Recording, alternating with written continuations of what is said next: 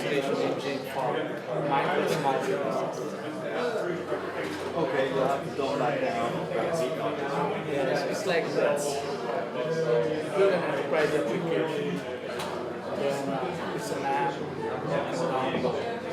Part of it. Then you start using your second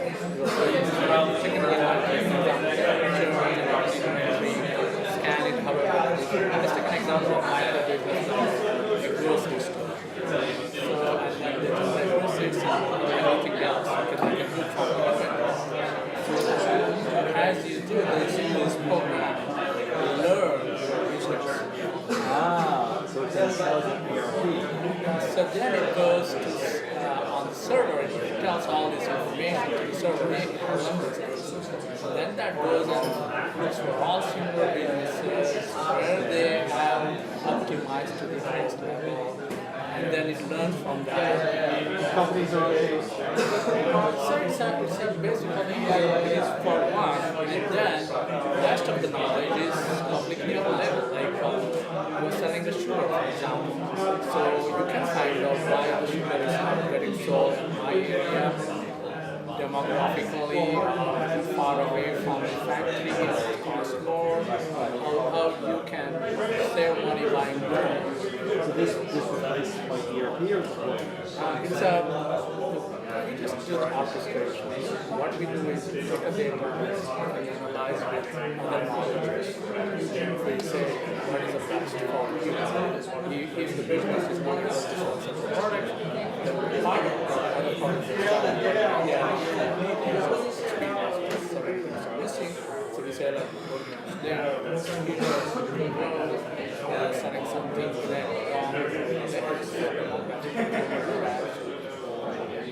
So how do I get my data easier? so it is day to day. So basically we have knowledge engineer can call something which we already learned on the publicly available some science. So those are the digital models of business like the switch jobs. So as soon as you start using the app every day, then it's a snapshot of daily inventory. Updating. Yeah, it could be a GSR directly streaming, or it could be any like script, like DB file. Right, you might do integrations with some of the big obvious We are really much more. I think we are like four working data science algorithms. We are the people like algorithms to make it more scalable. So who are does the data generation? now it's not. Yeah. Hey, you know what? Apple's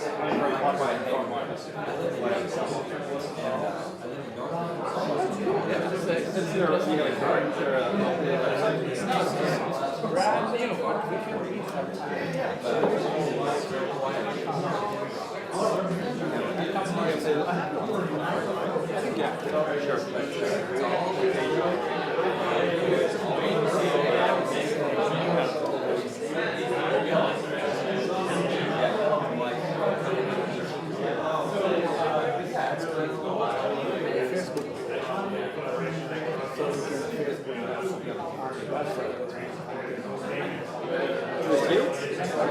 That's not you. Oh.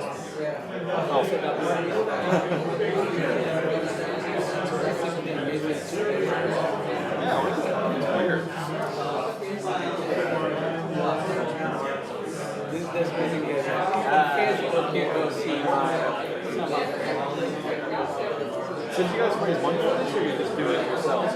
no, so I'm a mentor in California. So he introduced to a very good farm. We asked for an okay, so they give us a challenge. It is something that was 100,000 users. So they pay. Wow. So we can do it. So did you get any money? Yeah, we had 6 people to develop somebody 5 6 people.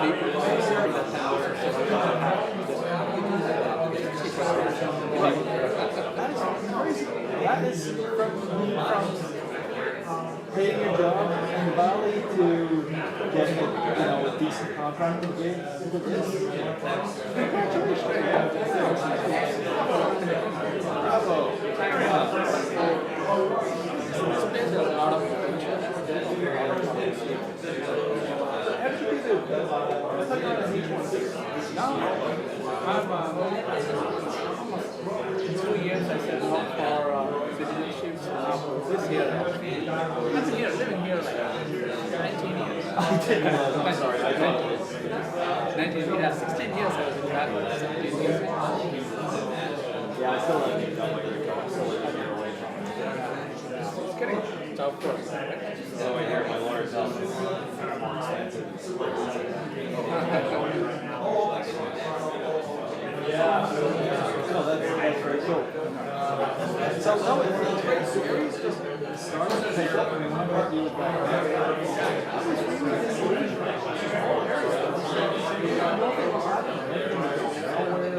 I was trying to work on my own house.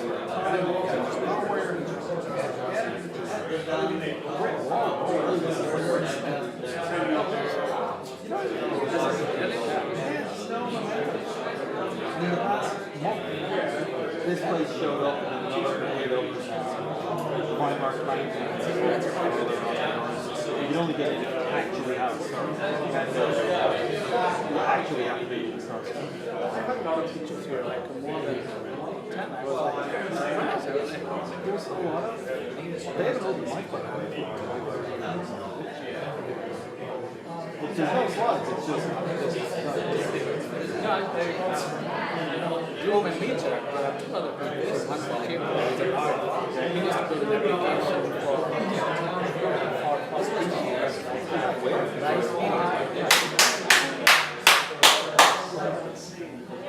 I would get started in a minute if you guys could come around if you want to hear something very excited about new browsers and stuff like that.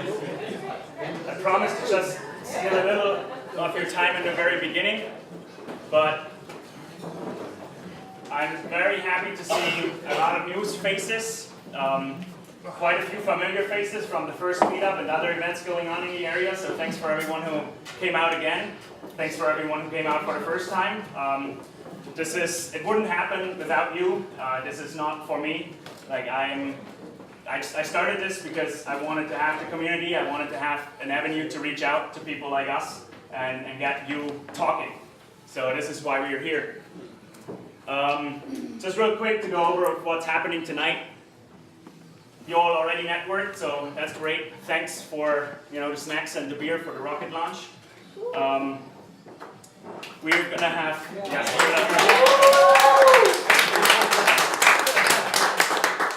so I'm trying to follow this format for the first one and this one, and as we go along we can adapt this. I'm very open to suggestions. Again, this is for you, so we're trying to have a format which gives you the most. I want you to go home with something you didn't know or something actionable for your businesses or whatever it is. And if you have any needs, just reach out to me. So we're going to have one startup pitch, a demo. It's a concept actually from, what do you have him here, right here, Mike Davis. He's going to talk to us about RDEF, and he's going to explain what that means himself. And then I'm very excited to have Jay Ortiz tonight as our keynote speaker. And then after the keynote, we have questions, obviously, so I'm sure you're going to have a lot of questions for him. I know already a few I want to ask, but I'll let you go first. We have an open mic, so if you have anything like a need, a question to the community, maybe you're looking for a co-founder or a coder of some sort, anything really, or if you just want to introduce yourself, just say, hey, I'm Sven, I'm a nerd by heart, came to the area 5 months ago, and just try to connect to people. So everyone gets like 30 to 60 seconds, so just come up to the United Ale House. It's right across the street here. And Andy, the owner of the United, he's expecting us, so that should be fun. So hopefully a lot of you join for that. I mean, we already have beer, but there's never enough of that. That's right. So, I already mentioned that the vision of this entire event and the community itself is really to bring the ecosystem here forward in startups and technology and everything which goes with that, right? Be it lawyers, be it business people, we need all of that if we want to create sustainable businesses in the area. And again, a big thanks to the Rocket Launch for hosting this, because otherwise we wouldn't be here. Our members, all of you, that's the curve so far. That's our second event. The first event was on the 18th last month. This is today actually, so it's 74 people. So I'm very excited. Thanks for everyone signing up. And even more important, make all your friends sign up and all your coworkers sign up, because the more we are, the more power we'll have. Yes. That's right. And since the first one, I was by myself, started this from scratch. Very happy to introduce Wayne here. He's going to be our co-organizer in the meetups coming. So give it up for him. And our sponsor, our only sponsor so far, by the way, if you have checkbooks in your pockets, we're looking for more sponsors, is the Rocket Launch. Wouldn't happen without them. Great place, incubator, accelerator, great support for companies. We have one still working over there in the corner, actually, the Tether guys. So you see the dedication of young people, something happening even if someone else is obnoxiously talking with a German accent and just one couple of feet away. So without further ado, I would like to introduce Mike for our 5-minute, oh, by the way, for our pitches. If you want to pitch in the future, it's just an open forum pitch. If you work on a project, if you work on your own company or something like that, I give you 5 minutes. You present whatever you want to present. In 5 minutes, after 5 minutes, we have a little bit of Q&A, and hopefully something awesome comes out for you after that. So Just Mike, a little comment here. Yes. Also, you can use this forum to kind of practice your pitch, because we will have regular pitch events pretty much every month, or later every 2 weeks. Judge The previous events. Those will be with investors and serial entrepreneurs, which are going to be a little bit more under pressure. So this could be a great forum where you can pitch your idea, your startup, whatever that may be, and then you can have questions from tech-minded people. And that's probably the most important and most valuable you can get, because with that kind of feedback, you can refine your pitch, you can be better and better, because you have to do this tens and tens of times before you get actually good at it, okay? So, and unfortunately it is what it is, but you just have to practice it. So this could be a great forum to practice it, to prepare for those kinds of pitch events where you will have these judges and investors in the room asking much harder questions. So, so please use it whenever, whatever you may have. Here is the great event, okay? Thanks, yeah, what he said. Right. This is my first pitch, so I can really screw it up. Yeah, no, exactly, just feel free, okay? Okay, good. I've developed conceptually something I call the Rapidly Deployable Entry Point Vehicle, which an acronym is RDEV. Everything that works for the government has an anachronism to make it simple. RDEV is my anachronism. The conventional access points, which are the points you funnel traffic, vehicle and pedestrian traffic into and out of secure facilities, is called an access point, access control point. And they protect our nation's most critical assets and infrastructure. If those access points fail, the facility can fail. Most of these access points are done to specs that are old.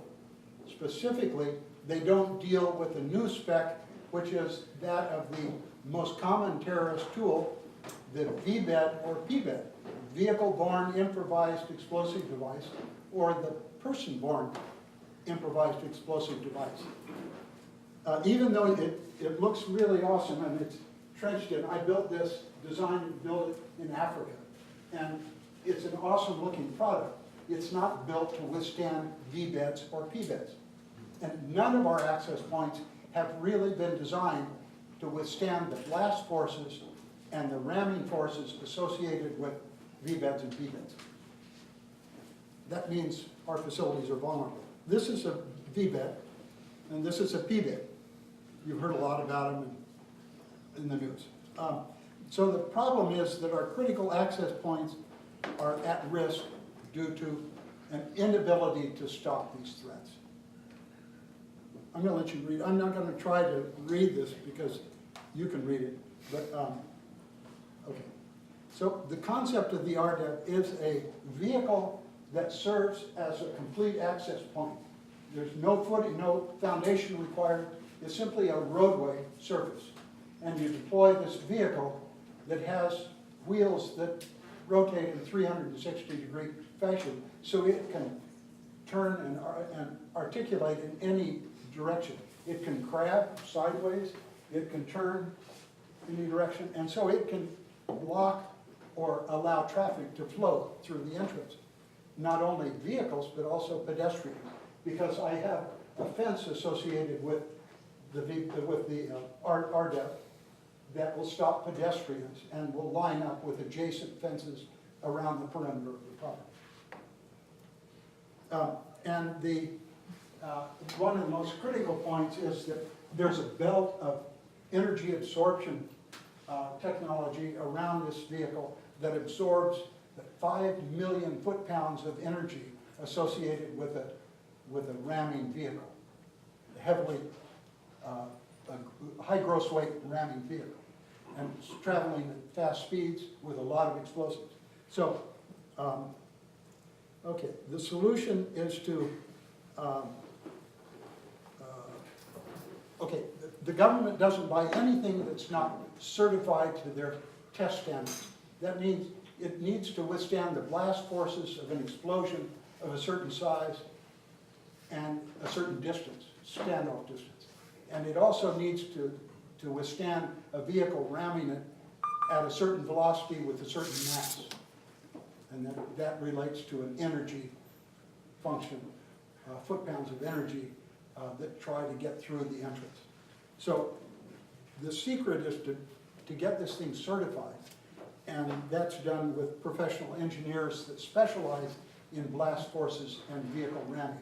And they use what's called fractal analysis, which means it's a computer program that models the vehicle and models the crashing vehicle or models the bomb, and in software it runs a virtual crash, a virtual disaster. And there's a 98% correlation between this software, the fractal design, and actual test design, actual testing. Let's see.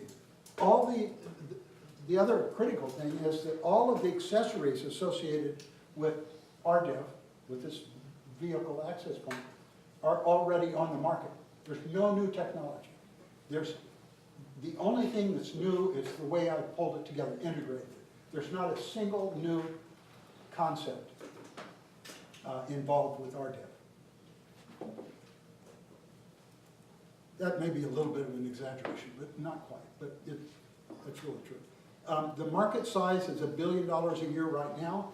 When there's a domestic terrorism event on our soil, it goes tenfold. The budget is overnight tenfold the $1 billion a year. So it's $10 billion a year for about 4 years. Sometimes it goes 6 years, but generally with 9/11 it was 6 years. But with all the others, with Oklahoma City, it was 4 years. So we have a very short memory, and once something happens, we fund money to throw at the problem. And then after 4 years, we've forgotten about it, and we move on and spend the money on that. I'm not critical, it's just the way it is. The strategic business plan is to get this product built and certified. That's it. I mean, it's that simple.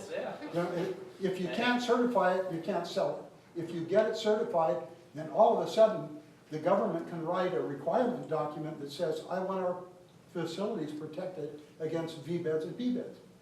But they can't do that now. There's not a solution to stop them. So they can't write a document that says, we need to fund protection against V-beds and P-beds. There's not a way to do it. Okay. My proposal is to design the RDEP, which is a fairly simple procedure. I will have other people that are specialized in the field of design and certification do the hard work. I'll oversee it, but the design is a pretty straightforward process, and it's done by a number of different laboratories that specialize in this field. And the second is the patent. There are some unique things about RDEP that may be patentable, may not be, but we need to get it evaluated to see if those unique concepts will give us some protection. The real protection is certification. If we can get a product built and certified, that gives us protection against competition for a period of time. And really, it wouldn't be in national interest to have other people not try to compete with us. It's really, I love the idea of competition because it accelerates development from everyone. And so I don't have a problem with not patenting it, but the investors may say, well, let's get a patent if we can, a simple patent. Then I want to build it. I have a lot of people that I worked with over the years, over the last 42 years, that will build this and build it perfectly to the design of the fractal design engineers. And then we'll certify the blast and certify the crash separately. And then my labor for 2 years would be $50,000 to manage the project full-time. Why? I have Social Security. Well, no, that covers my mortgage and my food. Yeah, there you go. That's it. That's all I care about. And my wife is on the team too. So that is, I want to do everything I Basically a can. volunteer position for you. Yeah. I want to do everything I can to make it work. And so I don't need money to do that. I need enough to eat and enough to pay the phone bill and stuff, but that's it. Okay? Okay, and then the investor stake I'm offering is 40% of the business. And I'm flexible there, but 40% seems fair. And the cost of the development project is $2 million to build it. My terms for investment are that I would want a line of credit to draw down on. The second is the investors will hold all of the corporate preferred stock. So if there was a dissolution, if this company were dissolved or the effort were dissolved, all of the assets would go back, including the intellectual property, would go to the investors. So the preferred stock is the first people that benefit from dissolution or bankruptcy or whatever. The last is that the investors will be paid back before any profit is split in the company. Before I take any profit, the investors would be paid back in full. So this is kind of the cool chart. This says that this shows the labor, my labor. It shows the design cost, the building cost, the patent cost, the blast certification, crash certification, sales, and then monthly balance and project balance and the investor's balance over here. After 24 months, if everything is correct, the investor would have a $5.2 million net profit, before tax profit, after 24 months, with a $2 million investment. So, and on down here is just unbelievable as far as the potential to the investor. So it's kind of exciting. The way I projected sales is I have customers identified, and I said 1 per month for the first 3 months, 2 per month, 3 per month, and 4 per month. And I have a list of customers that will buy this, that need this, that currently need it, and will want it. One of them, of course, is GSA, the other is Homeland Security. GSA is the biggest landlord in the world. And they have buildings that are on streets with no setback. So they have no way to protect their buildings against blast. This is the only way, and because we don't require a building permit, we're a vehicle. We can license the vehicle and drive it on our streets. We can use the streets as our private approach, our private access point to these huge But you would need to commandeer a lane or 2 lanes. commandeer. A lane or 2 out of the street. Absolutely. Perfect, okay. But that's easy to do. Yeah. If we can verify a threat, and threats evolve very quickly. You know, the FBI can identify, or intelligence can identify a threat, and that threat may be immediate. And so this will allow deployment to meet that threat overnight or within a 24-hour period. Whereas conventional access points take 1 to 2 years to build, and they cost a couple $1 million, and they require all kinds of permits and excavation, infrastructure, all that. So this is a really cool alternative access control point. Right? Yeah. Any questions? I've got lots of supporting information. Yes, sir. Yes, do you know what Homeland Security is? Recognized by any of the government at this point as far as a requirement document. And so they won't even talk to me about the concept. It's not set for funding. It's not established as a legitimate fund. They're not doing anything then? Not doing There's it. no RFP from TSA, or there's no RFP out for any of this kind of technology. Absolutely not. So where are the customers, I guess? There's no, pardon? Where are the customers? You said you have customers. If there's no RFP, then Yeah, the customers are, I guess we're in the question period. Yes, we are. Actually, Yes. Mike does this, also I want to stress on this. He got super lucky today because usually we have 3 slots, just 12 minutes. Is that right? Yeah. Because we actually talked about it before, and I said 5 minutes and not that long. And I knew what he was talking about. This is a lot of material. So Yeah. keep that in mind if you want to pitch 5 minutes. This is why you need to practice it, because 5 minutes goes very, very quick. Wow, wow, okay. Yeah. But yeah, we have a couple more minutes for I'm questions. embarrassed, but not really. No, No, that's all right. That's why we do this. You want to come and open up Oh, sure. my other file? Also, another question which is attached to that one to a certain extent is that there are these very large contractors to the government, DoD, Pentagon, and so on and so forth. Were you thinking of, rather than building this, rather than licensing it to them, and then they will be building it, because they are already certified in That many would be- ways? Yes, absolutely. There's a lot of companies that will want to build this. There's a lot of the manufacturers of vehicle barriers that'll not, and guardhouses that'll want to build it. And did you already start the IP protection on this one, or not yet? I haven't. Okay. Do you know IP lawyers who can actually work with you on this? Yes, I do. Okay. Yeah, Great. I've actually filed a provisional patent, Okay, so you filed but that? I abandoned it because I was out of money. Oh, okay, I okay. don't see that's Okay. Yeah. So these are typical in the U.S. Of course, this is a worldwide product. We've only talked about the U.S. We're talking about friendly foreign countries, NATO, Israel, other friendly foreign countries. But in the U.S., in our market, the $1 billion a year, this is a strictly U.S. market. These are some of the customers that I'll be selling 1, 2, 3 RDEPs to for money. And once the requirement document is written, they're going to be knocking the door down. And there are going to be manufacturers that want to license it and or want to build it. And that's great. We would want to help them do that. There's some proprietary technology, for instance, the movement control of this, and some subtle things like that, that we probably can get a good patent on. But you still need to sell it, because he just pointed this out. If there is no RFP, these entities will not want to buy it, because they are government-regulated entities. Only if there's a requirement document. But there isn't. No, there's not.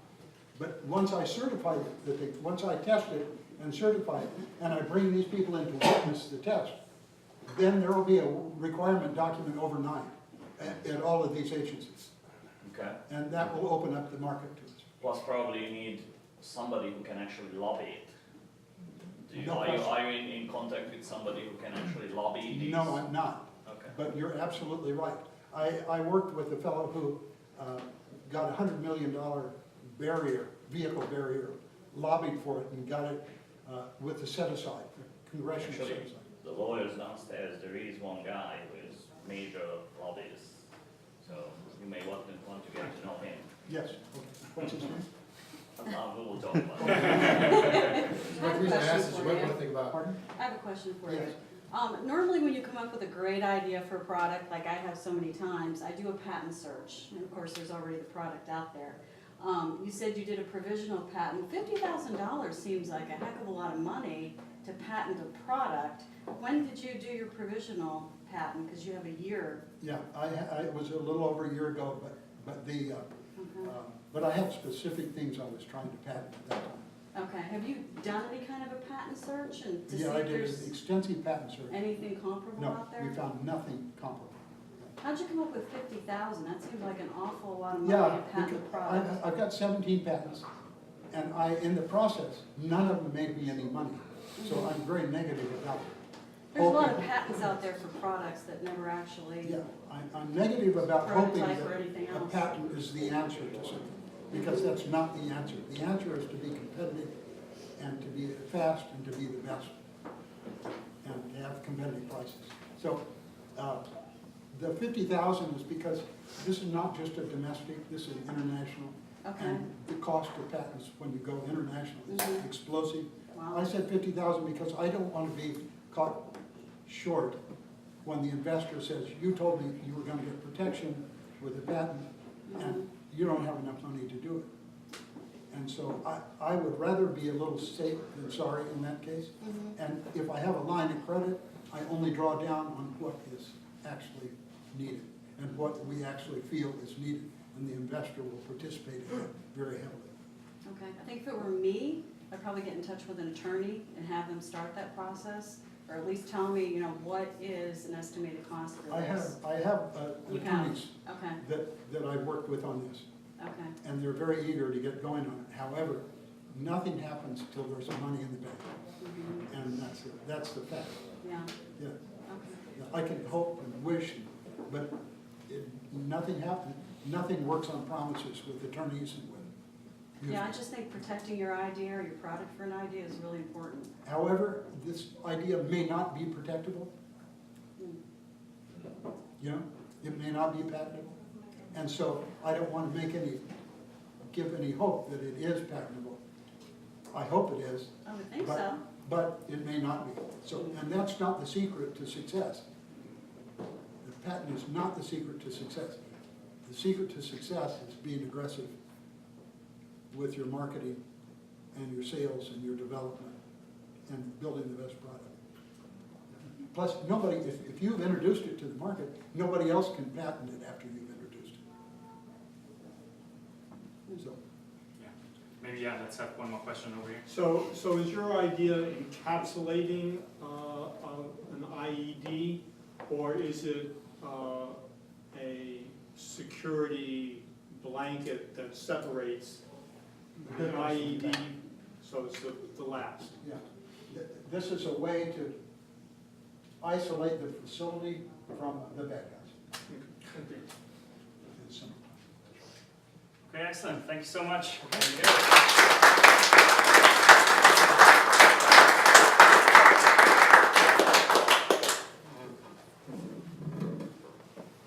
So I would say that was pretty interesting. When I first heard it, I was certainly, that you don't hear such ideas every day, right? It's usually like what I work on, like a food app or something, right?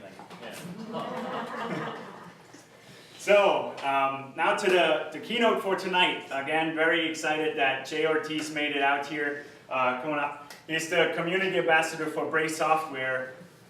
For those of you who are not familiar with Brave, and he'll tell you way more about it, but real quick, Brave Software was founded by Brandon Eich, the father of JavaScript, the inventor of JavaScript, so to speak, and also the founder of the Mozilla Foundation, Mozilla the browser.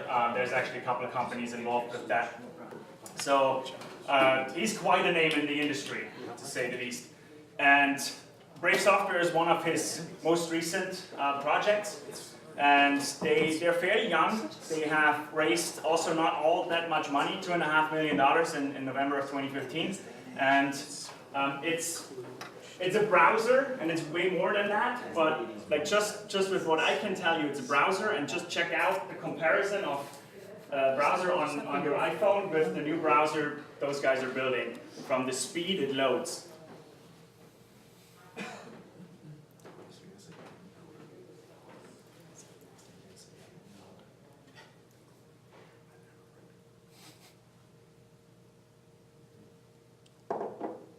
Now the other one is done.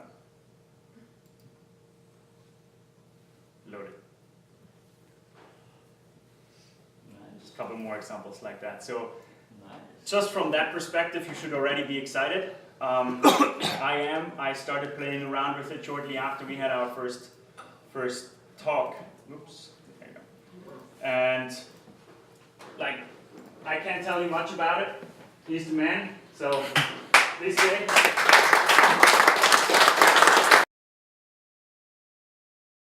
Thanks to the Rocket Lounge, to Sven.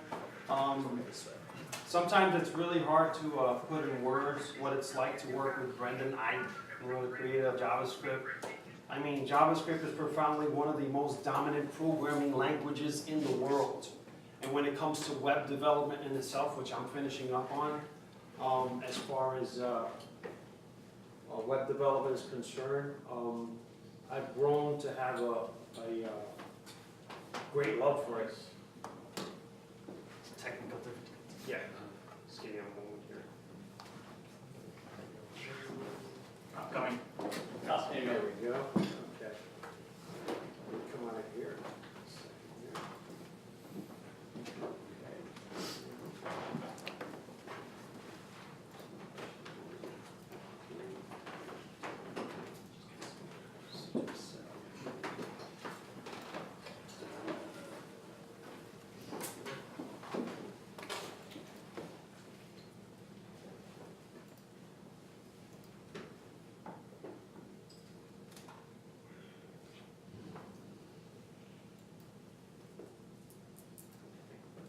And if you really think about it, how do you get on the internet? I mean, you can buy a computer, take it home, plug it in, get it up and running. But the only way to get on the internet, the World Wide Web, which is a multitude of different devices known as servers and a multitude of other components, you need a browser to get connected. So Microsoft, when they developed Windows, they came up with Internet Explorer. So obviously, almost every computer out there has an Internet Explorer browser. But what happens is that the Internet Explorer browser, even though it's always in development, every day, daily, it has its security flaws, it has its issues. And a lot of other browsers do also, too. There's probably over 40 browsers, believe it or not, that you may not have even heard of. And I was surprised to find out that there was even that many, because most of us are only, familiar with maybe 3, 4, or 5 of them. But in representing Brave, creating JavaScript, the language in itself, then developing Mozilla, the company, the corporation, and the foundation. The Firefox browser. If you guys are familiar with that, here you have Brendan Eich now coming out with Brave. And what he's doing with this is, there's almost 4 billion people online. And if you haven't heard on the news, all these breaches, all these security issues, data right now is bigger than oil. I gotta tell you. Information right now is bigger than oil. But the problem is, how much information of ours should be accessible? That, the FBI doesn't come over to our house and sit with us at dinner at the table and look at our pictures and read our personal letters. And, there has to be a limit, And then another thing is with the monetary side of it. The publishing industry alone, yes, they do spend $5 billion on what they do. But in Brendan taking a monetary percentage, which is 15% out of $5 billion, that's $760 million. He's okay with that. But what he's doing is he's taking 30% of that and splitting it with us. And then we take the 15%, which is $760 million, and get to pay for ads that we want to see and for ads that we don't want to see.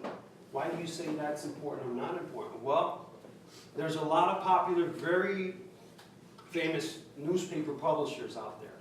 And what happens is they have certain software developed to track you. And what does that track? It tracks name, age, birthplace, where you live, male, female. It tracks so much information. Why? Because they want to know, what are you doing online? What are you looking at? What's on your mind? I mean, there's a lot of movies on science and tech and everything. When you think about Google, you know, they're pretty huge. And Brave is built on the Chromium platform, but it was built from scratch, and it is not a Chrome clone.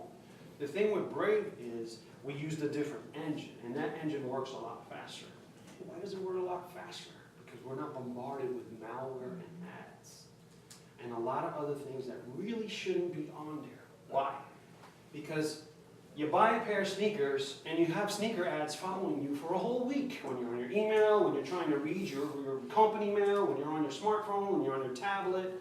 You know, now they have smartwatches. You'll see the ads on your smartwatches too. So it's kind of like, he's like, you know what? It's time for us to take back the web. If you look around you, this is a community. If you know Mozilla, if you know Firefox, if you know anything about them, we're open source. And that, you know, community to me and company to me means more than one. We are the web. We are the web. There's 320 million people of us just in America alone. That number is growing. Well, there's almost 4 billion people online right now. Banks are getting breached. People's personal accounts are getting gases. I don't need to tell you how many things are happening on it. You guys are pretty, should be informed at least about that. Well, look into it. And a browser, guess what? A browser is the gateway to the world. That's the key.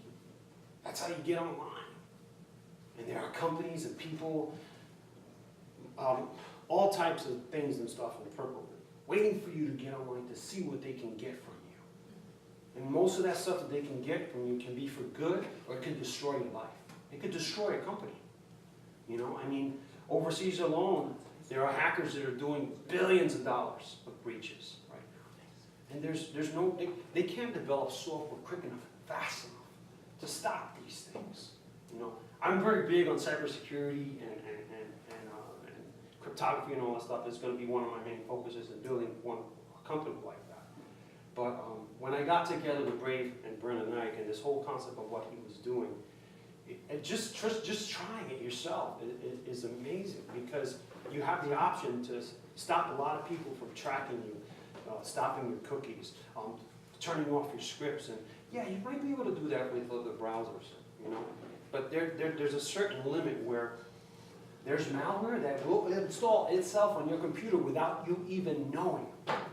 There are hackers that can get on your computer, watch you through the computer's camera, listen to you on the microphone, your conversations and everything.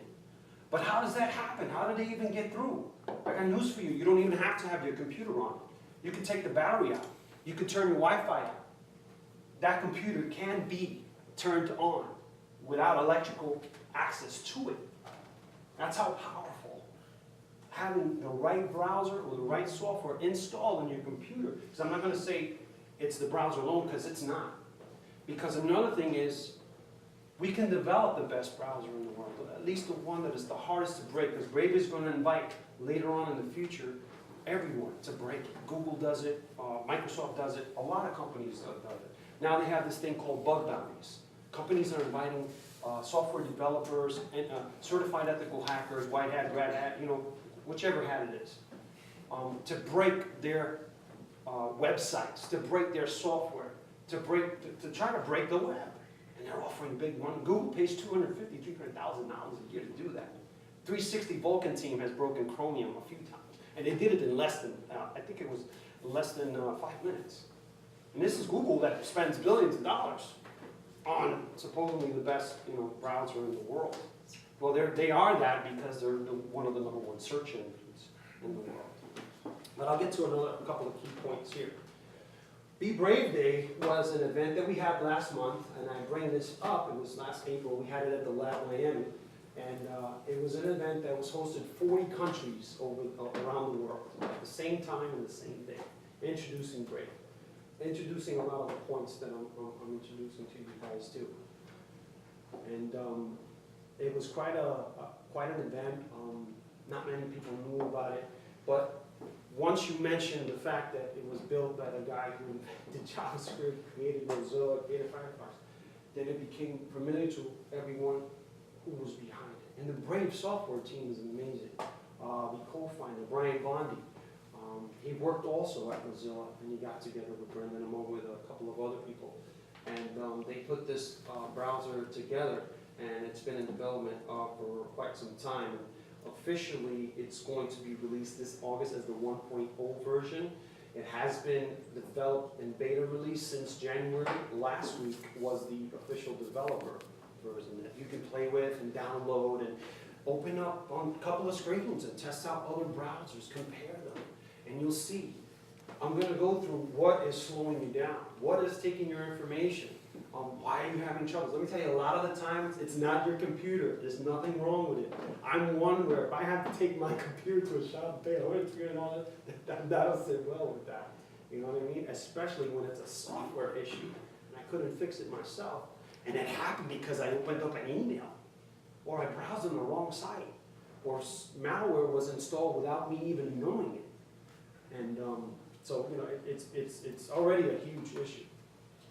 So I'm a community ambassador for Brave Software. I work with them, I host the events, I evangelize, I let people know about what maybe, you know, a lot of companies don't want you to know, especially when it comes to the publishing and advertising business. We have a big thing with the ANA right now, if you haven't heard of the news. But what is that about? It's not about taking articles and, you know, and using, no, what we're trying to say is there's a difference between good ads and bad ads. And there's a difference between when an ad has certain malicious software behind it because they want to get information from you that you didn't even give them consent to do so. So what do I mean by that? Well, good ads. I like buying stuff from Home Depot. I like stuff from tech companies. So if a coupon pops up for 20, 75% off, who doesn't like that? You know, and you get, you know, deals for other things that you might be interested in, books or clothing or entertainment, and you don't mind having those ads or looking at those things. But the thing is, you don't want to have 1,000 of them either while you're trying to browse and just read a page, you know, or check an email. You know, or work on something that you're doing in a graphics design program. Or if you're a developer, you know, working on ID when you have a couple of window opens and you're trying to monitor certain things on social media or through your colleagues on Slack software or community blog lines that you use to keep things private from the regular emails.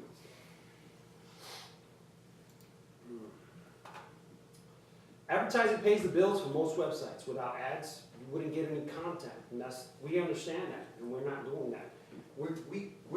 There's 55% that goes more to the publishers, and then there's another 30% that is split between us, and then another 15% that Brave takes for itself. I'll show you the graph so you can see it for yourself. But bad ads contrast the browsing experience, says Brendan Knight. Brendan believes he has the answer with the new Brave browser.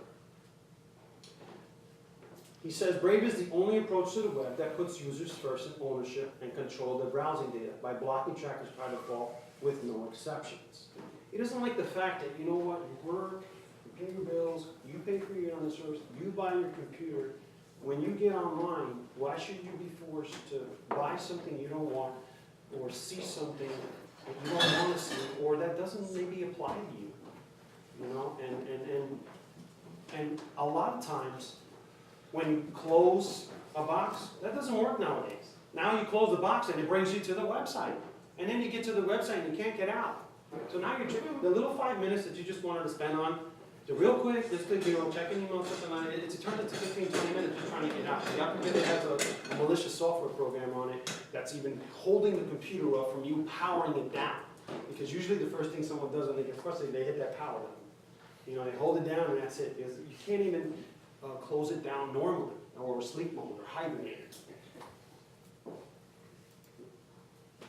And then who's Brendan Knight, if most of you don't know?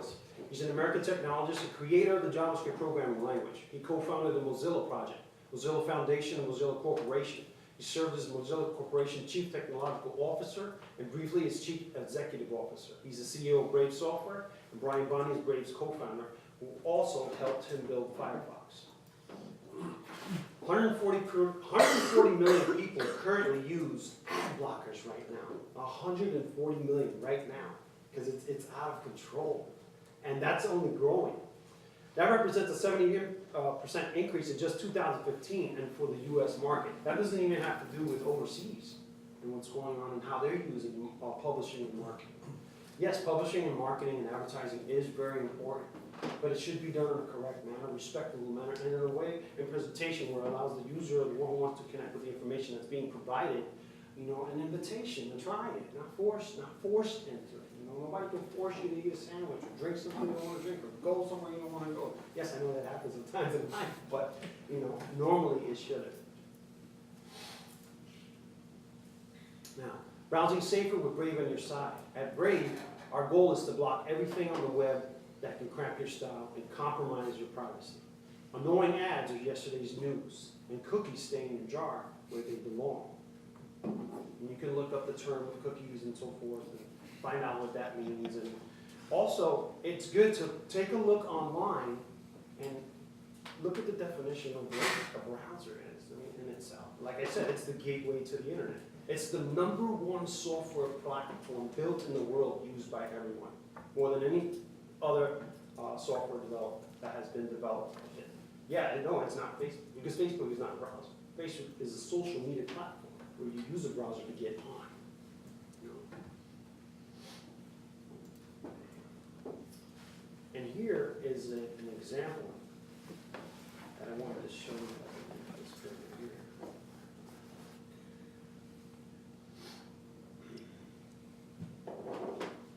Well, I think you can see it there, right? Okay. This is amazing. And there's a ton more that I could have brought and show you that, but this is when you're online, you turn it on, you get in your browser, and you go into a specific website. And this is what typical tracking of a popular site looks like. When you just log onto one website. This is all the stuff that's happening and going on around as you click, as you close, as you log into your email, as you log into your social media site. I got news for you. There are keyloggers that are placed through rootkits in your browser without you knowing, if you don't have the right browser, that as you're logging onto Facebook, as you're logging onto Twitter, as you're logging onto Instagram, you're logging onto your banking account, you're logging up to whatever you feel is private and nobody else should have business, and giving that information out as you're doing it without you even knowing it. If you look at my computer, I have a piece of black tape on my camera. My microphone is off at all times. And it's sad that, you know, that's the way it has to be, but I've learned to kind of live with that because it's the truth. And, you know, to wake up the next day and check your bank account because you want to make sure a check cleared and it says you're negative $10,000 is not cool. Or having, you know, authorities come to your house to arrest you and you're saying what because of something real bad that happened, because of your identity and so forth. And I don't have to tell you how hard is it to try to prove an identity theft to try to recover your life back. I've been through a personal fire with my family alone where everything got burned and you don't even want to know what we went through just to get titles or birth certificates or social security, just in that kind of situation.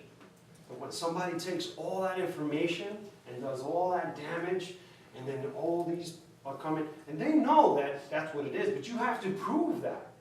Because there are people, you know, that just have malicious intentions, and that's what they do. They take software and they turn it into what it shouldn't be turned into. That's why you have something called black hats. That's why you have something called red hats. It has to do with security issues. You have something called gray hats. They deal with both sides. You have something called white hats, which is what I'm doing, which is a certified ethical hacker. They work with governments. They break organizations. They do things and teach people how to patch certain breaches that they find and help them protect themselves.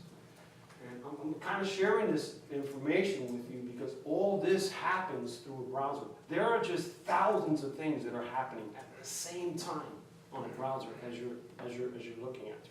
But the thing is, we kind of like we're so, you know, and I know I do it too. We kind of look and we're looking and we're not, you know, thinking about that. So with Brave, that's what we're behind. We're behind, so you shouldn't have to be so concerned.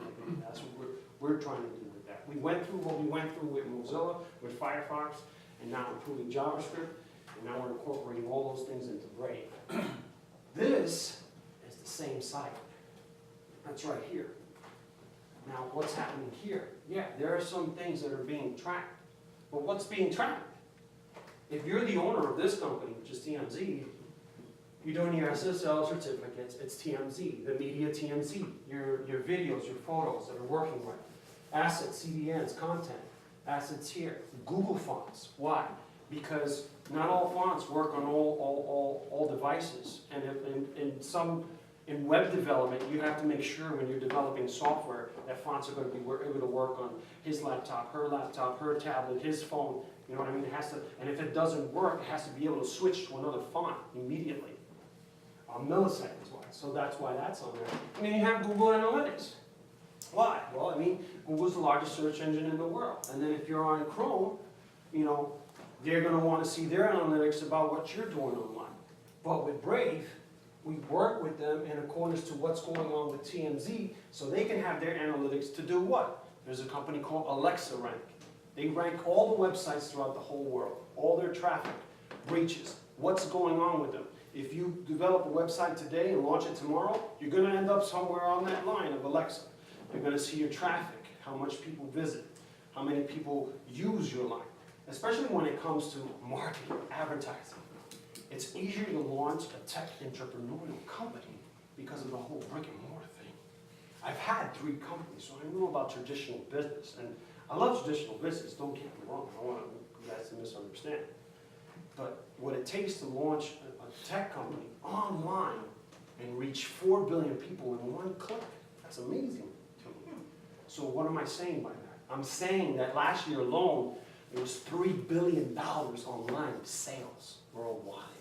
That's a ton of money, you know, and people think, you know, Facebook is amazing, but it's just the beginning. It's just the beginning of what you can do with software, with technology, with a browser, online in itself. Look at how the world is connected right now. The talent that's out there, you know, the people that you can network with. I mean, especially when it comes to looking for new doors, you know, new places, new ideas. And that's what I love about Brave, because we're an open source community too. And a community works a lot better than 1 or 2 people by themselves, you know? So that's a good idea of what goes on with it. You're tracked. And this is a combination of all kinds of track. This is malware, this is ad track, this is a whole bunch of stuff happening here. With our browser, that's not happening. You're in control. You're in control of that. You can turn this to this on the browser if you want to. Because some people, you know, some people, they have a specific field in social media where they need this. This is important information to them. If you remember what I mentioned a little bit earlier, is data is a lot bigger than oil right now, especially information. And, you know, they got their universities are opening up data science degrees, you know, just to study information. Malware. Malware is software that is intended to damage, disable computers and computer systems. It is a form of hostile and intrusive software, which includes computer viruses, worms, Trojan horses, ransomware, spyware, adware, scareware, other malicious programs. I have mentioned less than 15. There are 7,480 different types of malicious programs. Some of them will shut down your computer and you will never be able to turn it on. You'll have to replace your motherboard. Some of them can fry your home system security. A lot of these things can turn your car on and off. I don't know if you've heard in the news about certain people who hacked someone's car and caused them to have an accident. It's getting pretty powerful to the point of where there was a movie they made called Black Hat, and they hacked into a plutonium or whatever kind of plant, and that stuff is real. It's real, and it happens.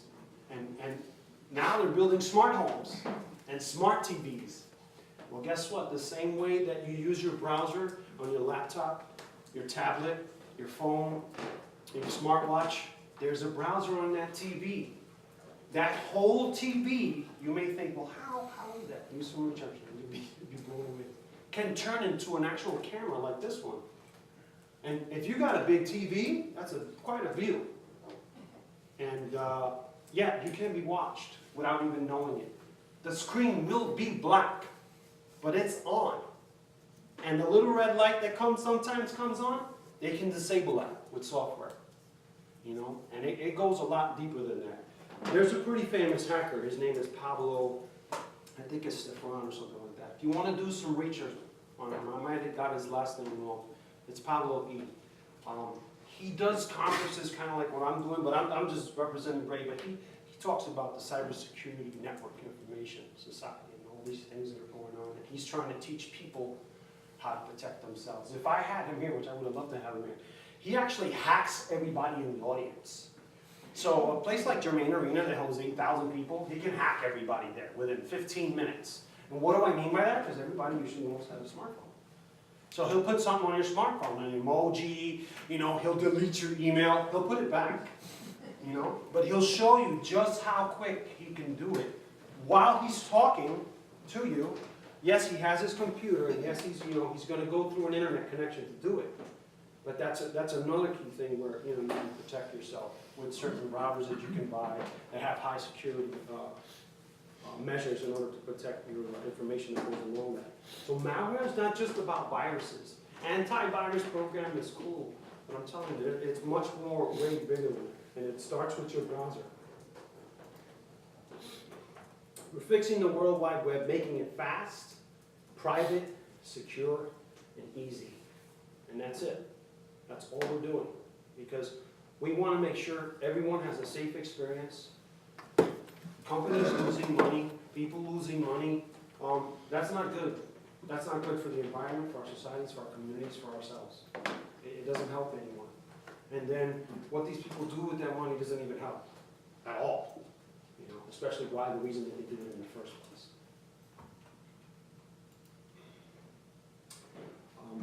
Here's a Brave makes the web fast again. This is NewYorkTimes.com with Chrome, and this is how it's running with Chrome.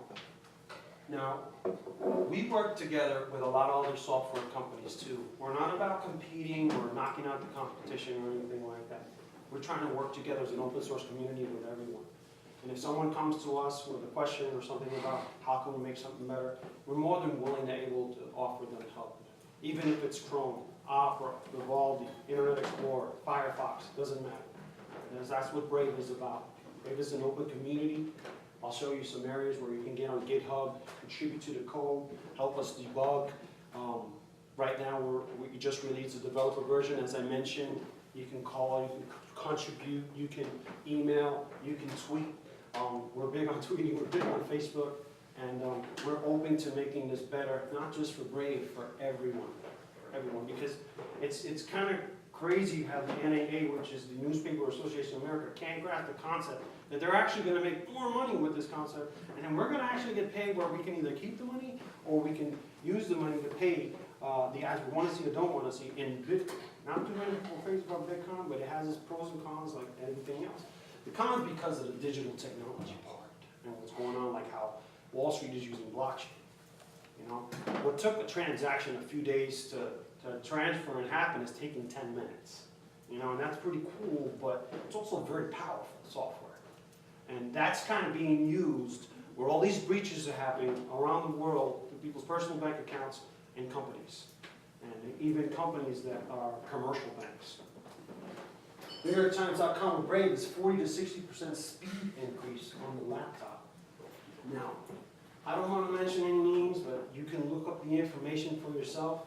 There's a lot of very respectable, even honorable newspaper publishing companies that have used malware. They've been caught using malware. They've been caught using trackers. They've been caught using malicious software. They've actually been caught installing programs that you don't give any consent whether you want to have it or not. It just installs itself. If you ever open your internet and your browser, and all of a sudden you ever see like a little thing, I'm like, where did that come from? I didn't get that. That's usually what happens.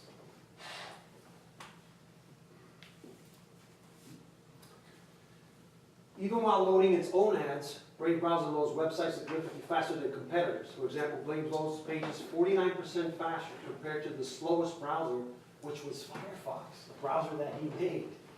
This is a tremendous advantage. Here's Chrome. #1 in the world. But, I don't know, this guy, you know, he came, and that's, you know, Internet Explorer. Here's Brave. The lower the number, the better. And it's because of all the ads. It's because of the malicious software. It's because of all of what's on that browser that you don't need or want. You guys, when you get online, you usually go to Google, I guess, right? When you open the Google page, it's white. It says Google, it has a box, and that's it. Once you log in and look in what you want to look in, then it opens up to a list of items. Everybody's just SEOs, marketers, they want to be on that first page. But all you see is a list. Blue, HTML, hypertext markup, black. And then you'll see a couple of little ads in it, and that's it. You won't see anything really else. Hopefully it'll stay that way. Hopefully they won't change that. That's what we're trying to do with Brave. As you continue to search, as you continue to go into other sites, keeping it clean, keeping it fast, keeping it safe, keeping it private, keeping it secure, you know, and also an enjoyable experience, you know.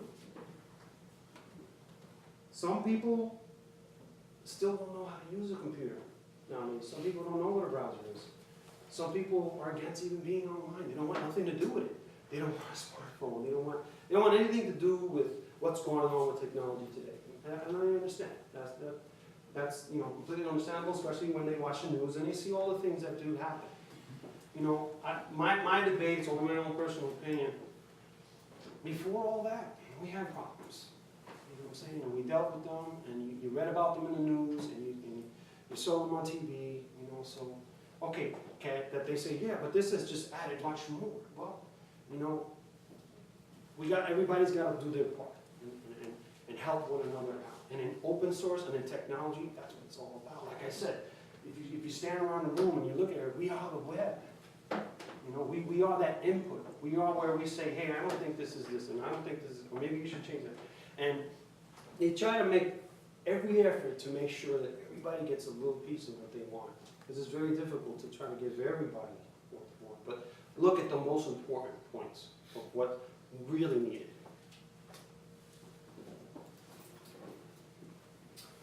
Now, here you have Brave makes the web secure. This is a Brave here, John Smith's data in the sink. Here's the ecosystem. When you have Brave in between the both, you get on Brave, you log on the servers, the information goes on there. When you get off Brave, try to give you a nutshell explanation. Your information is gone. We don't need that. While you're on there, we'll show you stuff because we are working with publishers and advertisers that want to jump on board on this program where they know and they've already done the math and analytics that they're going to make a better percentage of profit with this new model concept, which the NNA does not want because they don't want that change. They want it the same way that it is. But they're spending $5 billion a year and they're only going to spend much more. You know, because there's nothing like holding a book. I like holding a book. I like reading a paper sometimes, opening up a magazine. I got a ton of books on my laptop. But sometimes I want to just hold a book and stuff like that. So, you know, I'm trying to take that away from them and so forth. It's just trying to, you know, introduce them to the avenue of both things working together. You know, because you still need people to write stuff. You know, you still need people to program this. This doesn't program by itself. You gotta have program. You gotta have somebody behind it. It's just a machine. It doesn't do anything unless we tell it to do something. The same thing with the internet browser. When you get on there, you're getting on there in confidence that everything's going to be okay. But when stuff starts happening to your computer, viruses, malware, this, and then you know, it's not cool. And somebody's got to, you know, be out there to be like, hey, you know what? We got to do something about this because this happened to me personally. I know what it's like to get my computer fried from opening up an email, and that just drove me through the roof. And the reason why I opened it is because it was tagged as something that was important to me. And I felt that if I didn't open it, it's kind of like, you didn't get the memo? No. I'm like, yeah, I did. I opened it. My computer got fried. It cost me $300 to get it fixed. But this is what happens. You know, that information disappears, and you know, they get left with, like, where did he go? He kind of ghosted in a way with Brave. Because you have more control over cookies, HTTPS, which is a secure hypertext link that not many websites work with. They are on their old HTTP. You can look that up and define the differences between them. It's a real technical term, explain in just a minute for you. Brave makes the web easy. Why? Firefox became so popular because of you being able to customize it for yourself, the way you wanted it to work. One of the things I used to love about Firefox, and still do, which I've asked them to put on Brave, is the reader. Because when you put the reader button on top, it cleans the page out, and you're just looking at an article as you're looking in a newspaper. And you're just reading what the article is. You don't have all the stuff on the sides. You don't have all the stuff that they have on the website. You just look, and I love that. I told them, hey, can you make sure you guys input this? You know, because this is a really cool feature. And these are the plugins. And then these are the configurations. Now, like I said, nothing against these. They're awesome. But then you have to have like 20 or 50 of them. And Mozilla is still, and Firefox is still developing a lot of cool ones. And it's great because software developers, and they get to practice, they get to, you know, introduce new things and make the web better. And that's great. But what we're doing is we're boxing it right here. Then, we're going to give you that option. But the majority of what's really important, what really matters, we're going to already have it working for you. And if there's some things that you think that you don't want, you just turn them off. You can delete them if you want to on your browser. Restart and then continue to work with what you want to work with. Or in the future, after our launch, an official launch in August, we'll have the plugins coming in available. Because we're working with Chrome, we're working with Google, we're working with Chrome, we're working together. You know, we're not like, you know, against or competing or, oh, we're going to be better than you. That's not what we're about. That's not what we're doing.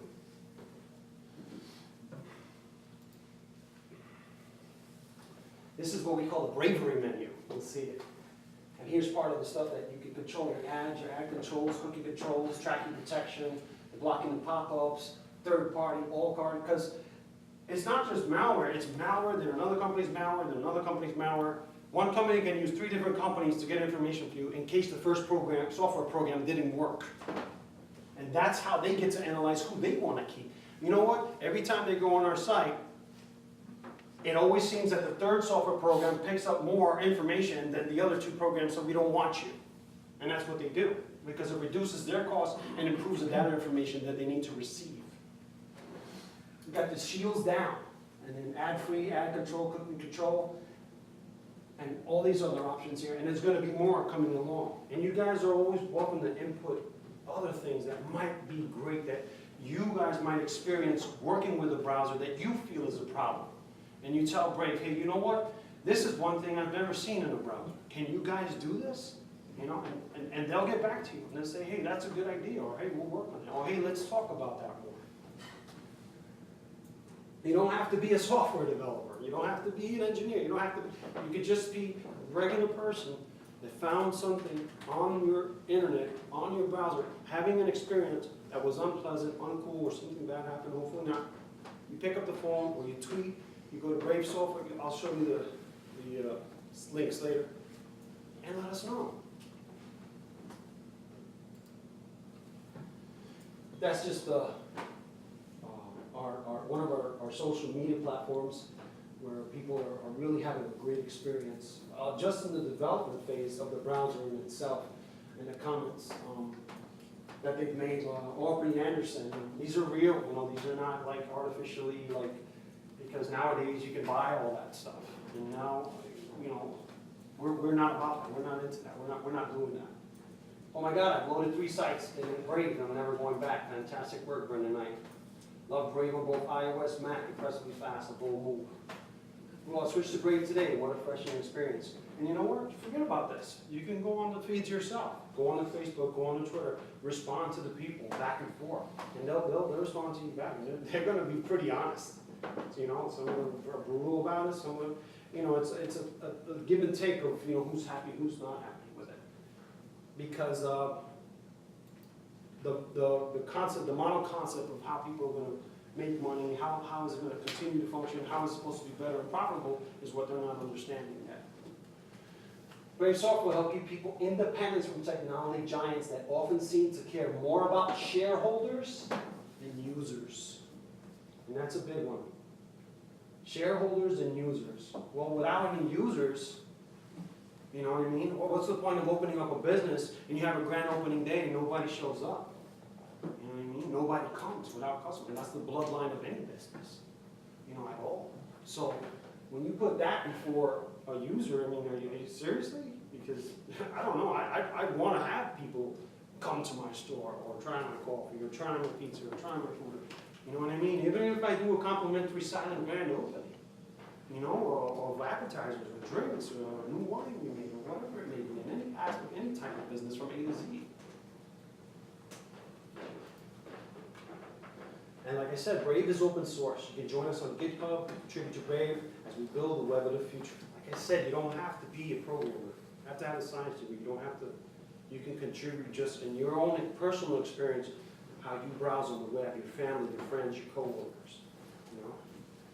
We believe in an open source community. It's our web, and we want to fix it as a team. So everything from our back end to the front end is open. We are progressing quickly, so expect to see new commits on an hourly basis. And try Brave today, which it's available on all these devices. And here's some of our information for our Twitter feeds, twitter.com/Brave, the Facebook Brave software, the Brave software Miami, which I'm starting communities around Southwest Florida and Southeast Florida. I really want to concentrate on the Southwest Florida market, especially here in downtown Fort Myers, to continue to build this up as not only an entrepreneurial community, but the combination of tech, you know, because it's actually helping a lot of businesses do a lot of things a lot quicker, more efficiently, and less costly.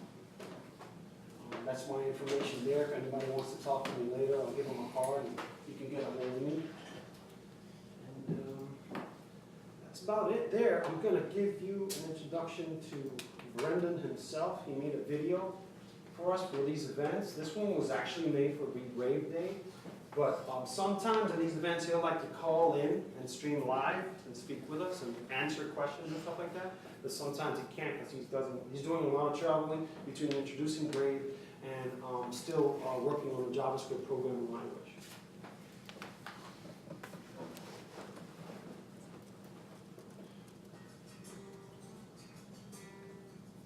Hi, Brendan, I'm here. You hear that? I thought it Is there an audio here? create a browser and a system behind the browser to help people control. Hold on, sorry about that. Experience. There you go. I don't know if we can hear that. Can you hear that, guys? Because it sounds so slow. Okay. It's okay. Lost it. There we go. This is Brendan Knight himself. That's the speed test which you already saw. Sven showed you.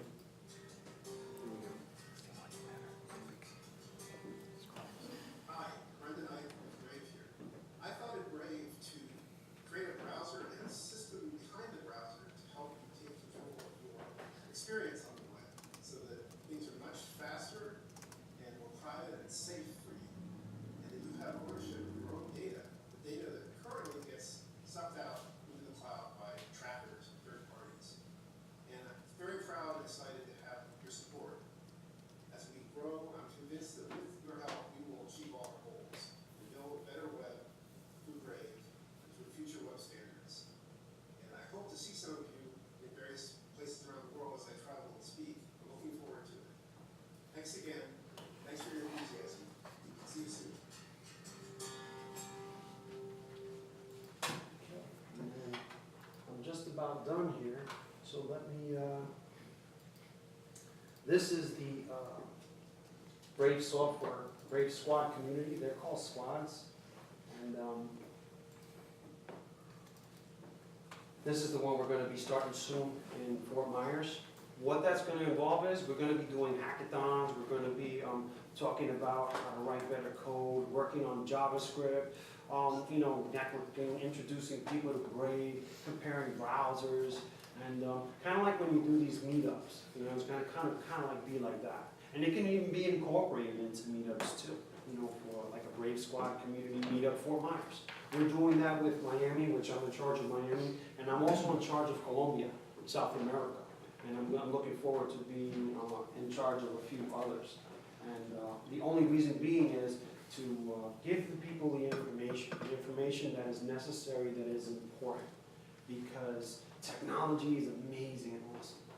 But as much as it is amazing and awesome, it can be very damaging too. So it's important to know how to protect yourself, which way to protect yourself, and where to get the information in order to do so. Brave is also going to be concentrating on security.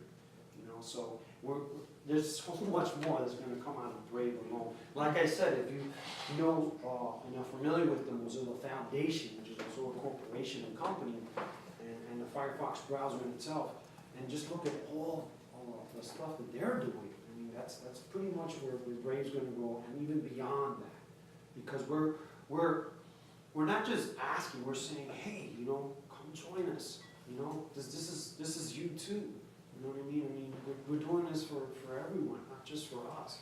This is not about a company here we're trying to sell you something. No, we're not trying to do that. You know what I mean? Like I said, there's almost 7 billion or a little over that of people on this earth. Okay? I told you there's 4 billion just online. So 40% of the world's population is online. Taking 15% from a profit and being good with that, it's kind of what Brave is doing. I don't know about you, but the average human lifetime is $4.5 million. And that's with at least $1,000 in the bank, everything paid, and just living a normal life with a family of 4 or 5. Now, how much is enough? I mean, 15% to divide it between us, $760 million. That's pretty cool. Okay, that's not what you're going to look at in your Bitcoin wallet and count Brave wallet, but it doesn't have to be that way. But he wants to make it better. He wants us to have a better experience, and he wants us to learn how, working together, we can improve what's already made a difference in so many people's lives, in education, in news, in being informed about what's good, what's bad. I mean, I don't have to tell you about the popular and famous web pages and platforms and video and music. I mean, that has influenced a lot of people's lives and has done a lot of good, you know. So, like I said, everything, you know, like a hammer. There's nothing wrong with a hammer, but if you use it in the wrong way, it's not cool. Same thing with a gun, same thing with Clorox. You know what I mean? It's just you know, how something is used, you know. So, one more thing before I'm done. I think I hit it on time. Yeah. Okay. Awesome. One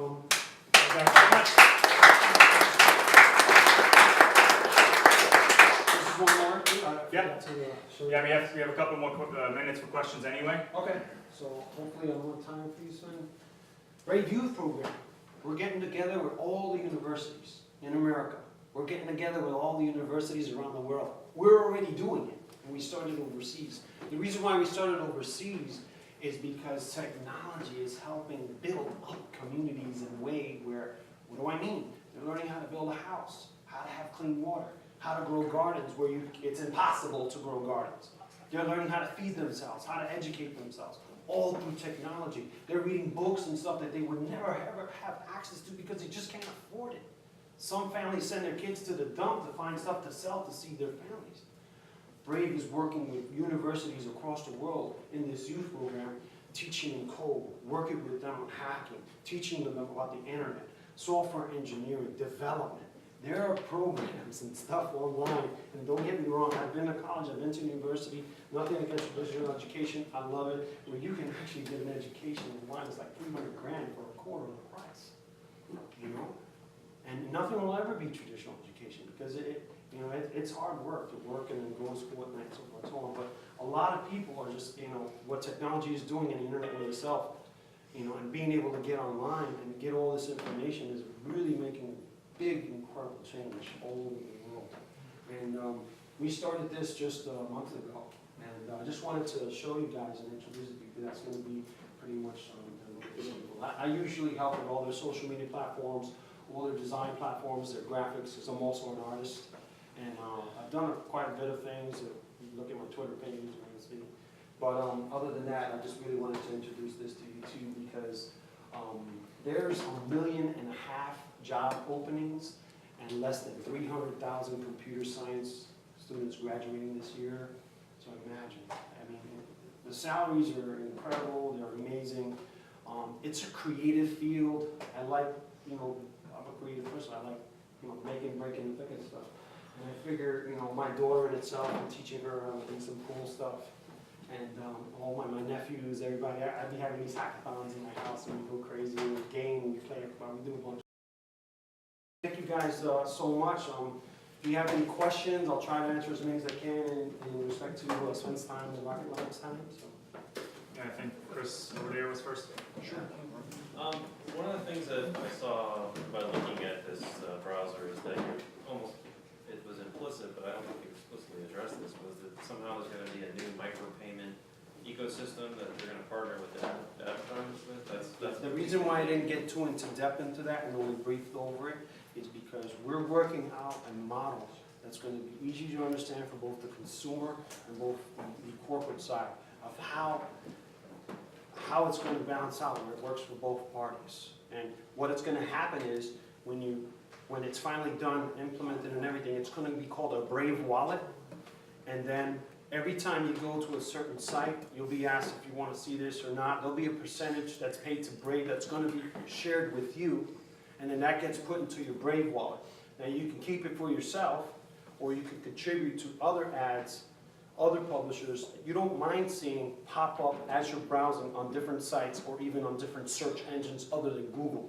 Because you have Bing, you have Google, and you have a few more other search engines out there that you can use. because that's really the thing that I see that seems more unique about this, because this has been done before. I mean, if you look at something called the Epic Privacy Browser, put out by an Indian group, and they do it's pretty much the same thing, the all-in-one bundle wrap. They also have VPN on their system. You can also get more, obviously, with using your own VPN, but that's built into the browser function. Is that exactly part of this system? We're doing a lot of work with India, and they're becoming one of the biggest tech hubs out there. We know about Epic, and we're working with other companies as well. We're working together on this. There are companies that we're working with their browsers because the market that they're going to be catering to and specifically targeting, with their browser is going to be different than what we're doing.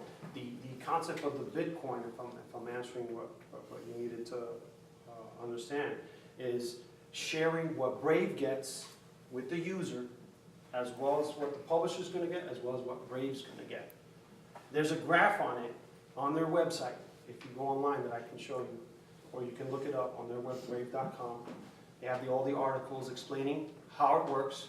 They give you the breakdown. They give you the presentation, the percentages, and Brendan he rewrote it a couple of times so he can make it clearly explainable how that's all going to work. The money's going to come from the publishers. Brave's going to split that with the users.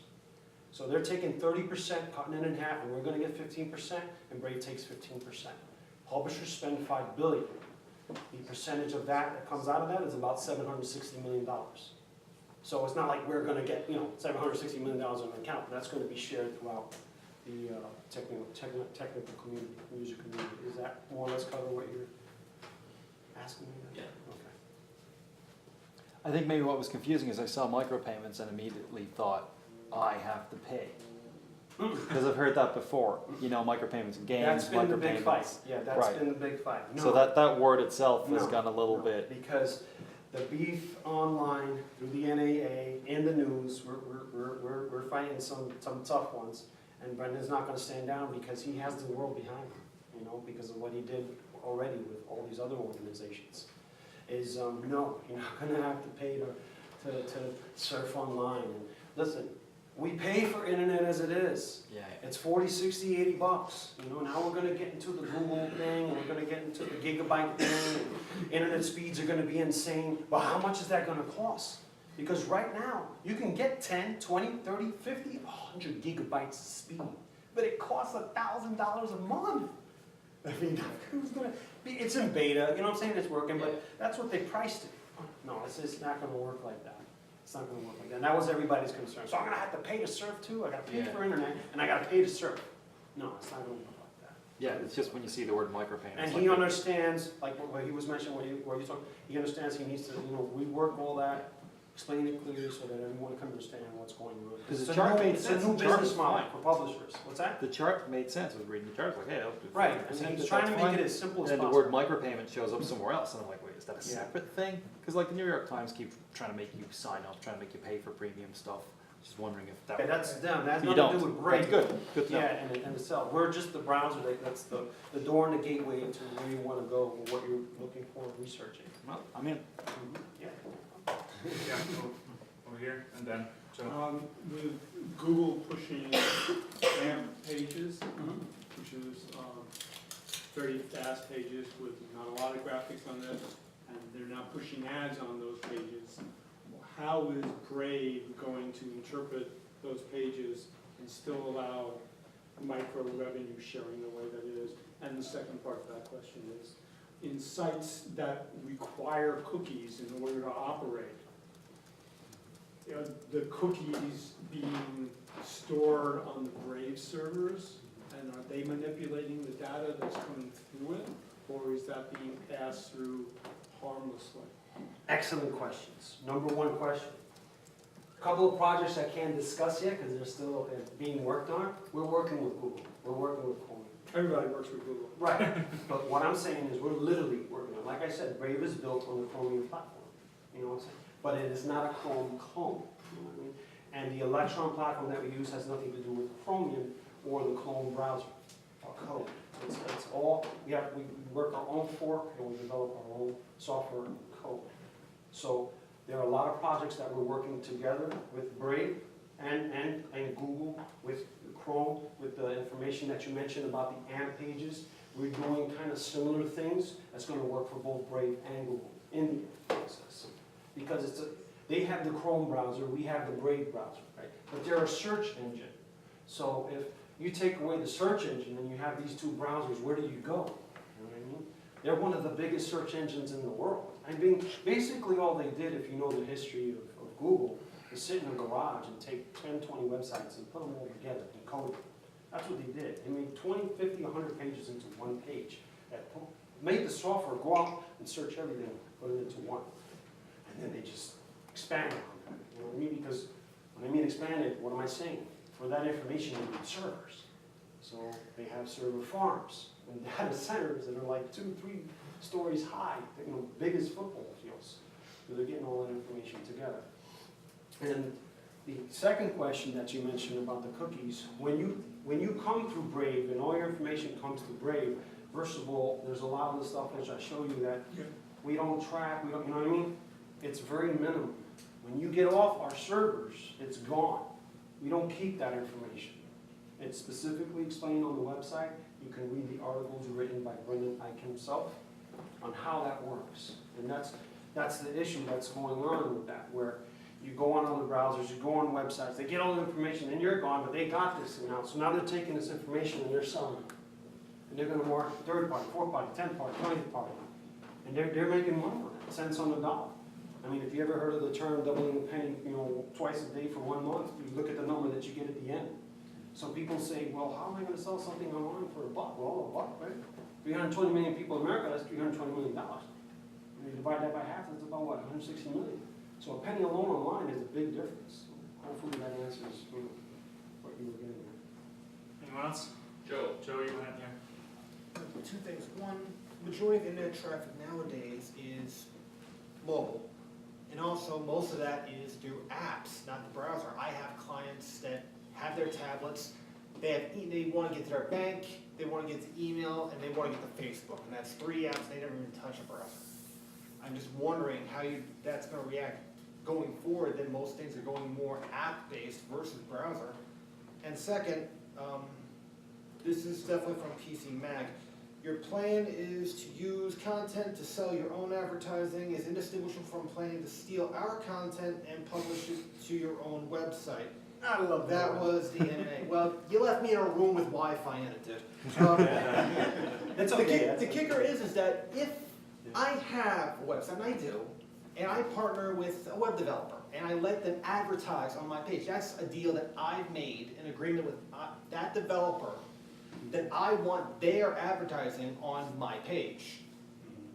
Well, if if they're not part of your network, the advertising gets shown to people that visit my site. Doesn't that remove that control from me about who I decide, who I would allow to have advertising on my site? Well, number one, for the mobile question that you have, in order to use any of the information that you're stating just through the apps in itself, we have our Brave applications, our Brave software for all those mobile platforms, as far as Android is concerned, Apple is concerned. If you go on those apps, through that mobile platform, in your mobile device, it's accessing the internet how? There is a browser on that mobile device. What is usually the standing browser on that device? There's Android, it's Chrome. There's Android and Chrome. Unless you're working with Brave and accessing those apps through what we've developed, what's going to happen about what you're explaining about in using those apps on the mobile platforms, if Brave's not involved in that process, you know what I mean, what's going to happen is going to happen, whether it's going to be bad or good. So what I'm trying to say is, if you take, let's say, I'm trying to explain this the best way possible. Like Facebook, in order to get online through the app, you have to log in, right? So you log in, and now you get online. So once you log in and get online, you can go and search the internet. When you go and search the internet, what opens up? Because now you're on Facebook, you've opened your account, and you're online on your mobile browser, tablet, phone. Now you want to search for something. You can't do it through Facebook. You can do it through Facebook, through the search box that they have implemented in their software. But where does it take you through? It does take you through the internet. Well, I guess. Well, what I'm trying to say is, if you look carefully, even through the Facebook application, when you open it, it has Google Chrome in it. It has the browser implemented inside the application. A lot of those applications already do. No, that's not true. Well, That's not true. If- When I use a banking application, there is no browsing in that banking application. If I use a news application, there is no browser included in that. okay, so what I'm saying is, because I don't want you to He miss. told, he asked you, Mhm. what if a client is using an application and not using a browser at all, there is no Brave included at that point. Okay, so if you're on the banking application, right, and you need to search for something else, what do? I don't search. When I use my banking application, I use my banking application. I don't use a search engine because I know what I want to do. I go to my bank and I do my personal things with my banking application. There is no browser involved at Okay. that point. Let me play it safe. I'm going to direct that question directly to Brendan Knight, Okay? so he can give us the right answer.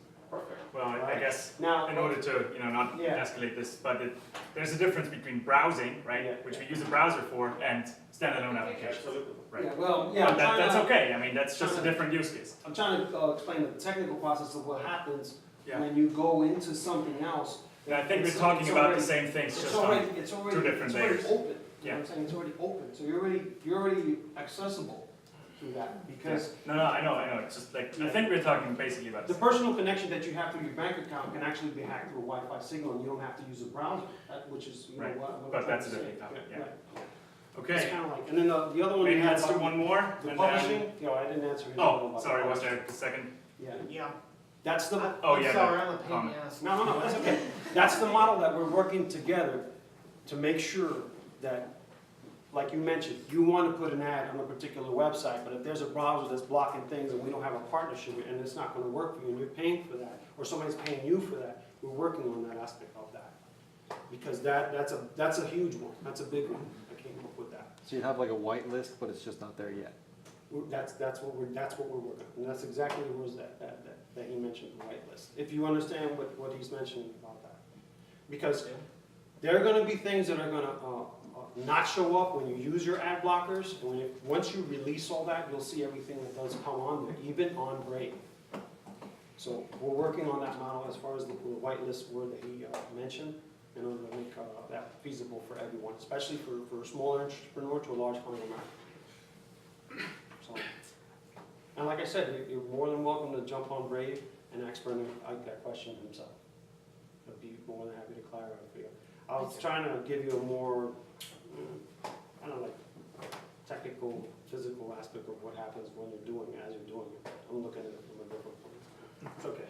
The hybrid mobile app thing is a longer conversation. Yeah. So that's the problem. Not everybody gets that there's a browser in the app, I'm trying and to it's a explain to whole. the gentleman yeah. himself, which is the good point, what you're saying. So And then you I'm trying to forgot- explain what he said, but in a nutshell, and it's kind of like, You forgot to say one important thing.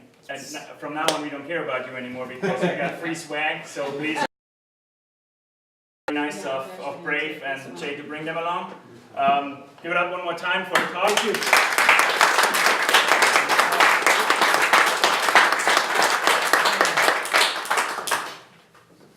And then we are basically like getting towards the end. I made this again. I ask you if you want to say something, please come up. If not, you don't have to. But like there is, I know it. You know those things drag along, and I think we have to try to cut them a little shorter because it's a lot of content, especially while you're standing. I was standing the entire time today as well, so I feel you. So I think the next time we just try to cut it a little shorter, but if nobody wants to say anything, that's okay. Then I just want to do one more shout out. In case you didn't see it yet on our Meetup page, there is a very interesting conference coming up in August. It's a little hike. It's 5.5 hours north of here. But like we would like to go as a group to Code on the Beach, which is literally what it is. It's a conference center right at the beach. It's pretty cool. It's a couple of years going on now. You can go, like just Google it or go on the Meetup. I have the links there. I reached out to them. They offered us a coupon code. Like, we're not sure exactly yet how much that's going to be, but something in maybe 100, 200 off. I'm hoping for 200. They probably hope for less, but we're working on that. Anyway, we're going to get you a pretty decent deal on this. It's a 3-day conference. I think it would be a great opportunity to reach out to more, other people in the community, a little further away this time, but have some fun while doing so, being on the beach. And at least like 3 or 4 from the group, I think we get together already. I was hoping for between 10 and 20. So if you guys are excited about that, just at least comment on the Meetup page so you get a feel for it. And that's it. The next meetup we're going to have next month is Greg. A lot of you might know Greg. He's a local here, very intelligent and awesome guy about cybersecurity, touching on a couple of things he was saying today. He's actually going to show us how a malicious hacker would hack your company, your browser, things like that. Yeah. Did we get our 30 seconds or not? Yeah, please, come in. Come on. Well, I can just think. Yeah, okay, sure.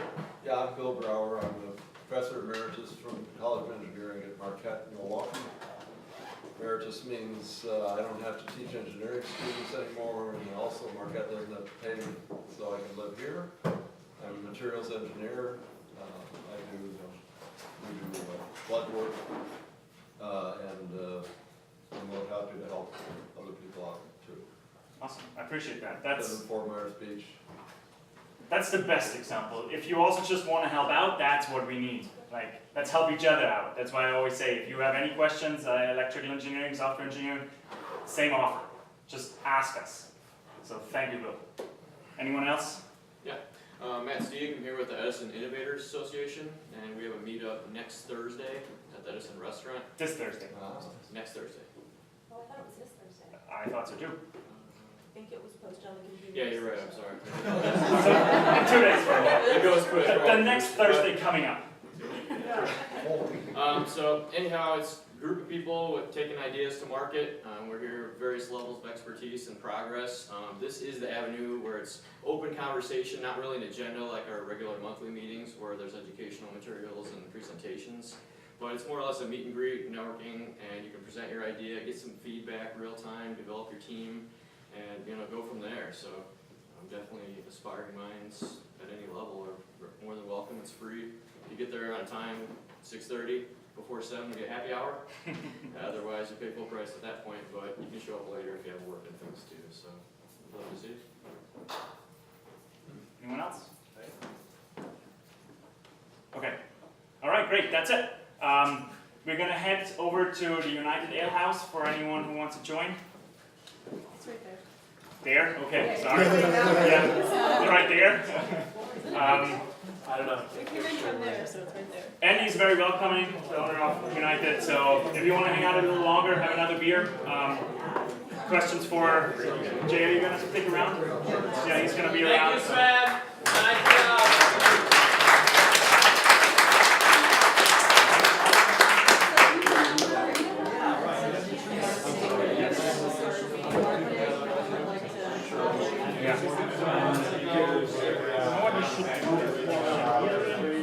I don't know how much people interact with our Meetup site because it's still fairly young, but put a comment on today's Meetup.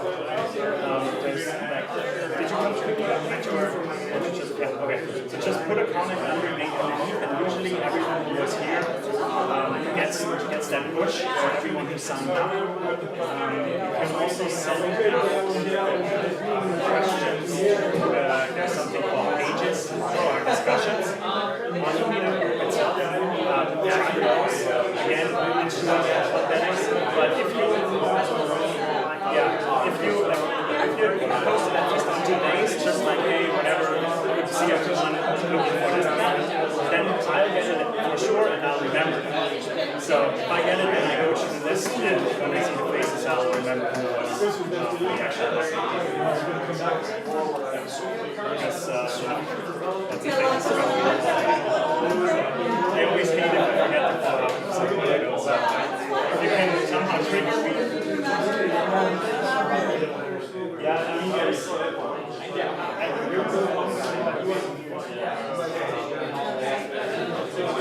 But if I see the face, I can do that.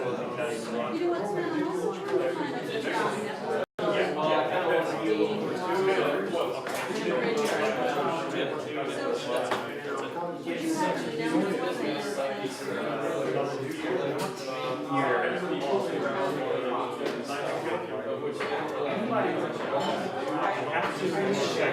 I mean, I can definitely connect you with some people, I think, from New Jersey. Actually, one guy even is originally from here, but he just moved to Texas.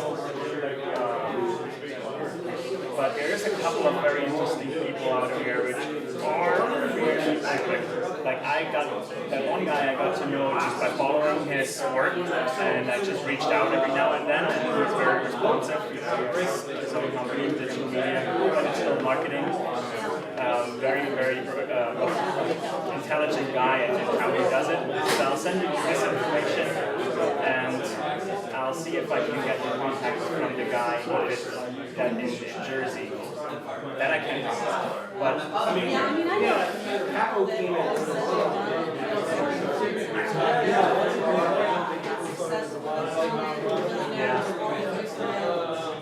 luckily I can't help you yet.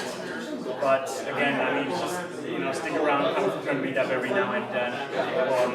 If I have if someone comes in, I'll probably remember. I have a lot of different business ventures that I'm in. One of them is real estate forms that I've created. That's a company. That is just the marketing. So I do social media marketing. So we were talking about, I wanted to know if you really knew anyone in digital marketing. Because I do social media marketing, blogging, posting, tweeting.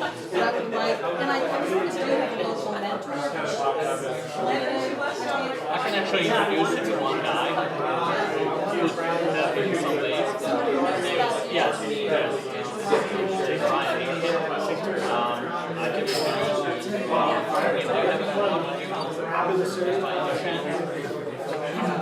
I will just send an email out.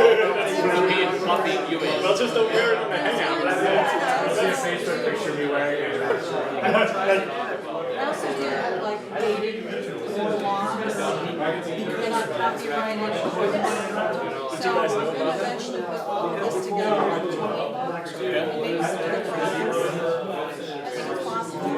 Somebody even suggested grading products. So all these different products that I can put together based on what I'm doing, and it's called. So over a year ago I started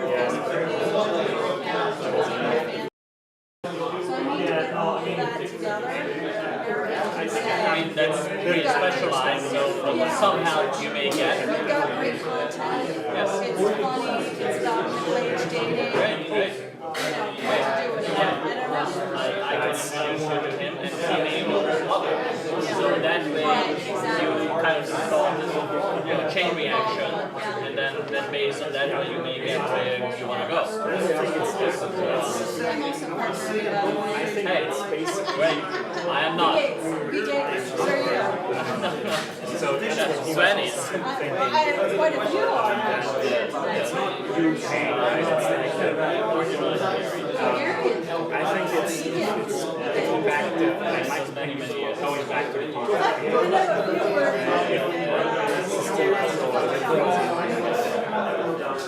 Great, great that you're okay. I haven't seen you before, so it's great to see you. Actually, we'll set up planning right now. Event. I mean, you don't pay for anything. All for later. So it's just a different lady Still, we get together, sing in a group, and do something now. All in the ladies.